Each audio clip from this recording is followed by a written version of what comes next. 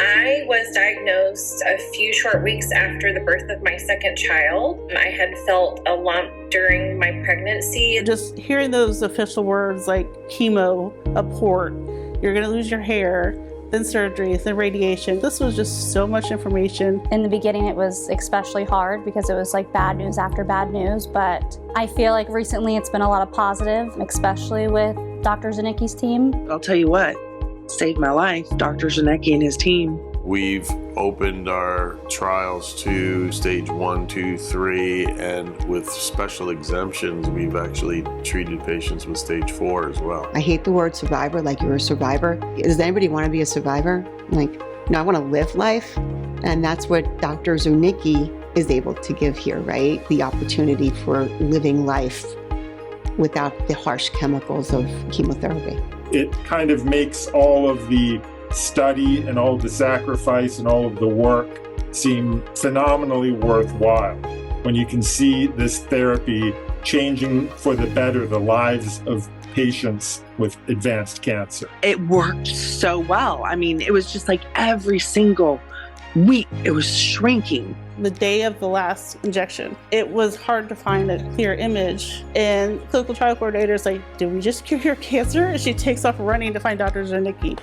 Now, they did find the tumor, but it had shrunk by almost 1 centimeter at that point, just from the vaccine alone. I had 8 total injections, and it was only a few injections in. They really started having a hard time finding it.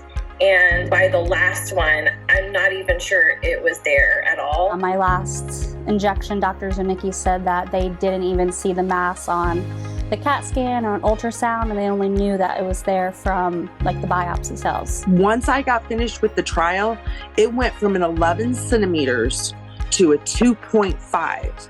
And this is almost unprecedented, where you'll see this sort of regressions, particularly with an immune-based therapy. Eventually, this will hopefully be a better version of chemo that's more specific, but without all the side effects. The science is so solid. My results were spectacular. This is something that's happening in our lifetime. Like, we're watching cancer turn to cure. I can confidently state that if it weren't for Pennies in Action, we would not have gotten this far. When I started this organization, I thought it's great, perhaps we see some improvement.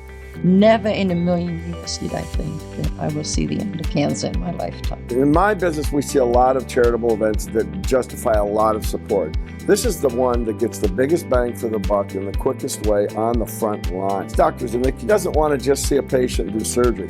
He wants to get them through it and clear. I think it's so important for this to continue because it is effective, because it's not introducing something foreign or toxic to your body. It's 2024, and still the biggest barrier is time, money, and resources. If we did not have the support from Pennies in Action, we probably would have had to fold up our tents at one or more points during our journey. Dr. Zanicki and Pennies in Action, they're giving me this opportunity to live life to the fullest, to watch my children grow up and become adults. It is so important that this research continues because we have now cases that were sent home to die, and then Dr. Zanicki now is giving a second chance at life. I just feel like I got extremely lucky, and I hope we can give access to a lot more people. Here I am, 3 years later, I'm still here. I'm just really thankful to be here, and I don't know if I would if it wasn't for Pennies in Action.